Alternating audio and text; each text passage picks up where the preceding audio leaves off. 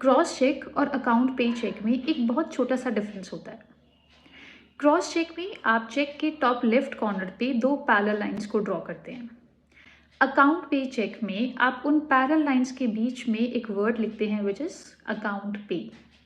है एक बहुत छोटा सा डिफरेंस, लेकिन when it comes to income tax act 1961 तो ये बहुत बड़ा इम्पैक्ट डालता है। इनकम टैक्स एक्ट में सिर्फ अकाउंट पे चेक को ही माना जाता है कि चेक के थ्रू पेमेंट हुआ है।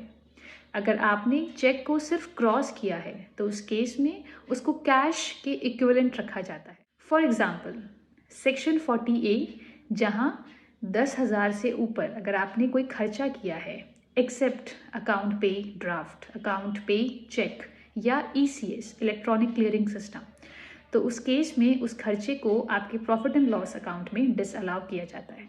सेक्शन 269SS, जहाँ आपने कोई लोन लिया है 20,000 या उससे ऊपर, लेकिन वो लोन आपने लिया है एक्सेप्ट अकाउंट पे बैंक ड्राफ्ट, अकाउंट पे cheque and electronic clearing system, तो उस केस में आपके ऊपर पेनल्टी लगती है। सेक्शन 269T, जहां आपने लोन का रीपेमेंट किया है accept in all these 3 things, तो उस केस में भी आपके ऊपर पेनल्टी लगती है। अगर आपको किसी पॉलिटिकल पार्टी को पेमेंट करना है 2,000 से ऊपर, तो आपको अकाउंट पे चेक में ही करना होगा, आप उसे क्रॉस नहीं कर सकते। अगर आपने क्रॉस किया चेक सिर्फ, तो उस केस में आपको वो डिसअलाउ हो जाएगा। तो ऐसे बहुत सारे सेक्शंस हैं जहाँ पे अकाउंट पे वर्ड लिखा हुआ है चेक के साथ।